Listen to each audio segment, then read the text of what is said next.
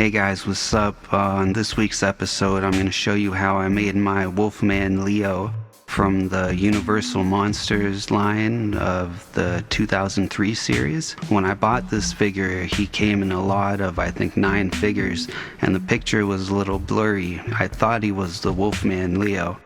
So now I'm going to turn him into that. Here we go. I put down my coffee. I dip his head in recently boiled water so I can pop off his helmet because Wolfman's not wearing a helmet. Then while it's still warm, the plastic, I cut off part of his bandana to make it more wolfy and rugged. Now I'm going to have toes coming out of the shoes, whereas the original Wolfman Leo doesn't have any shoes at all. This guy has shoes, so I thought it'd be cool just to have toes popping out of the shoes. So I did that. Now I put him back in the hot water to cut a little bit out of his bandana because I want that to be kind of ripped and rugged. And then I cover him all with a quick clear coat so that it'll help everything stick better. Some places will just be getting painted, some are getting spackling.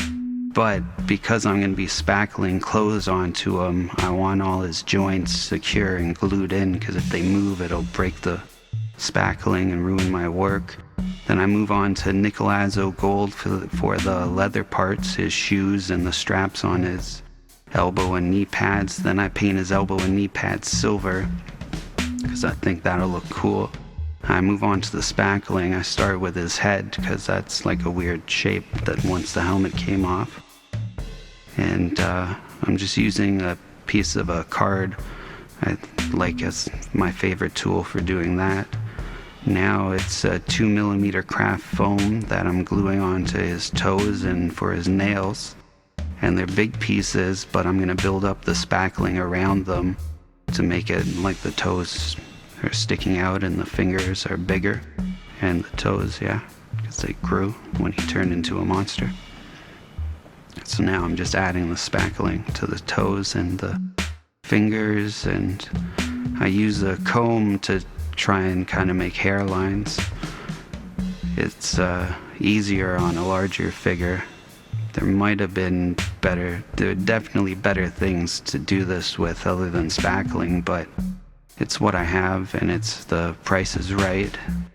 And by just doing it like one layer at a time, it's achievable. And I like a challenge. So I just covered that first initial layer with a neon green so that it gives me, I can see what I'm adding on and what was there before. It's easier to work with that way. Now I mixed a color that turned out to be almost like his original color, burnt umber and hunter green. And now he's starting to look like Wolfman, so I'm gonna cover all the fur with that and see how it's starting to look. I'm gonna do all 4 of the Universal Monsters this month.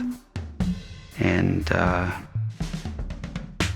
now I'm gonna dry brush some burnt umber to see how the hair is looking. Because it's Halloween month, I guess, but I didn't pick him because I was thinking of October and Halloween. I picked him because I was looking around at what to do next, and I remembered that I wanted to turn him into Wolfman because I thought he was Wolfman. Then I painted his pants blue, but that's after. Then I looked at him for a while because this is the next day, and I realized why he wasn't looking like a Wolfman yet, and it's because he didn't have ears. Now I'm just cutting a little from the inside of the ear so that it'll give it a little more shape. But the original figure that I was kind of basing my guy on, he's got really small ears and it just looks like fur sticking out. You don't see them. But when I was looking at him, like, why don't you look like Wolfman? I realized ears. And his nose I'm making a little pointier, and so that'll look like a dog. It's a raspberry color that I'm using for the inside of the ears.